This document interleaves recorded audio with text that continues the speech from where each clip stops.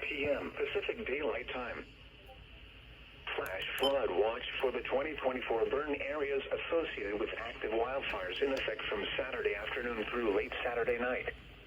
What flash flooding and debris flows caused by excessive rainfall are possible over the 2024 burn areas associated with active wildfires? Where portions of Oregon, including the following areas: Cascades of Lane County, Cascades of Marion and Lynn counties, and North Oregon Cascades and Southwest Washington, including the following area: South Washington Cascades. When? From Saturday afternoon through late Saturday night. Impacts: heavy rainfall over the 2024 burn areas is expected Saturday afternoon through late Saturday night. People near the 2024 burn area should prepare for potential flooding impacts. Be sure to stay up to date with information from local authorities. Heavy rainfall could trigger flash flooding or debris flows near active 2024 wildfires.